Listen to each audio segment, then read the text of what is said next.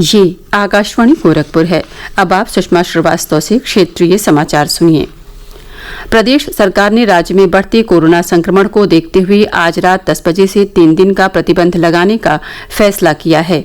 ब्यौरा हमारे संवाददाता से।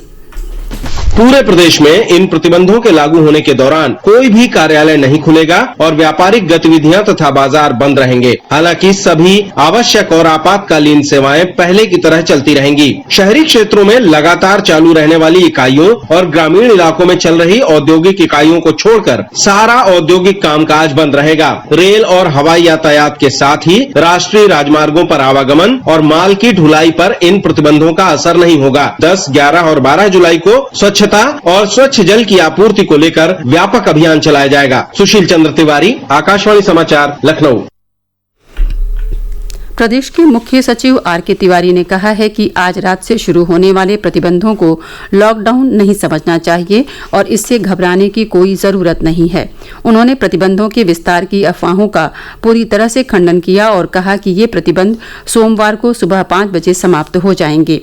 आकाशवाणी समाचार से बातचीत में उन्होंने कहा कि इस अवधि के दौरान व्यापक सैनिटाइजेशन अभियान चलाया जाएगा ताकि कोविड-19 के साथ कोई अन्य संचारी रोग न फैलने पाए। उन्होंने कहा कि स्वास्थ्य कर्मी भी कोविड-19 के संदिग्ध मरीजों का तुरंत पता लगाने के लिए जांच का कार्य जारी रखेंगे। मुख्य सचिव ने आकाशवाणी के जरिए राज्य के लोगों से अपील की है कि वे इन प्रतिबंधों का कड़ाई से पालन करें। मुख्य सचिव ने कहा कि कोविड-19 के लक्षण होने का संदेह होने पर नजदीक के अस्पताल से संपर्क स्थापित करें। ऐसे लोग राज्य के सभी शहरों में स्थापित कोविड डेस्क से जानकारी भी ले सकते हैं। केंद्र सरकार ने केंद्रीय प्रदूषण नियंत्रण बोर्ड को गंगा और उसकी सहायक नदियों में प्रदूषण निगरानी प्रणाली मजबूत करने का निर्देश दिया है। बोर्ड से प्रदूषणकारी उद्योगों का नियमित निरीक्षण करने को भी कहा गया है। कल नई दिल्ली में पर्यावरण मंत्री प्रकाश जावड़ेकर और केंद्रीय जल शक्ति मंत्री गजेंद्र सिंह शेखावत की उपस्थिति में अंतर मंत्रालय बैठक में ये निर्देश दिए गए। बैठक में स्वच्छ गंगा राष्ट्रीय मिशन के साथ समन्वय में जल गुणवत्ता पर कड़ी निगरानी रखने पर भी जोर दिया गया और इस कार्य के लिए उपयुक्त व्यवस्था विकसित करने पर सहमति हुई। पर्यावरण मंत्री ने दोनों मंत्रालयों के अधिकारियों से तालमेल के साथ काम करने और राष्ट्रीय महत्व की प्रमुख नदी परियोजनाओं की मंजूरी का काम तेज करने का अनुरोध किया।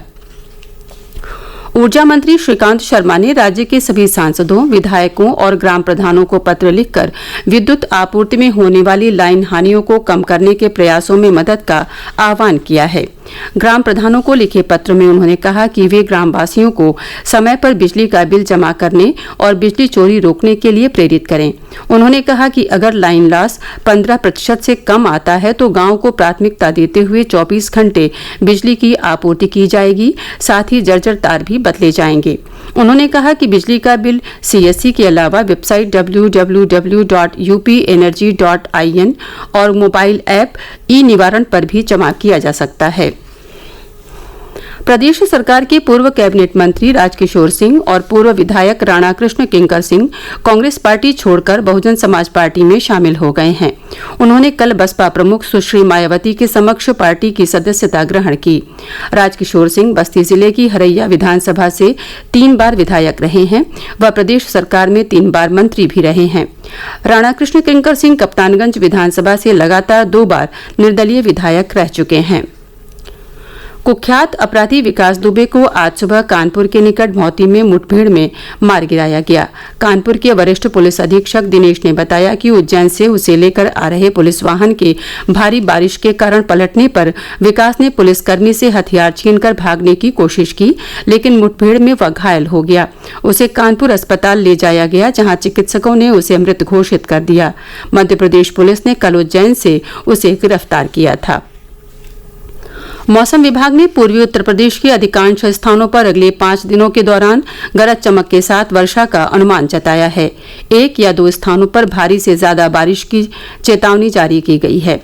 मानसून के सक्रिय होने के कारण प्रदेश के पूर्वी अंचलों में शनिवार व रविवार को 1 या 2 स्थानों पर अत्यंत भारी वर्षा की संभावना भी जताई गई है। उधर गोरखपुर, वाराणसी, चंदौली, कुशीनगर, बलरामपुर समेत राज्य के पूर्वी भाग के अधिकांश हिस्सों में कल रात से रुक रुक कर हल्की से तेज वर्षा हो रही है। इससे कई स्थानों पर जलभराव हो जाने के कारण आम जनजीवन पर असर पड़ा है। इसके साथ ही क्षेत्रीय समाचारों का ये बुलेटिन समाप्त हुआ। नमस्कार।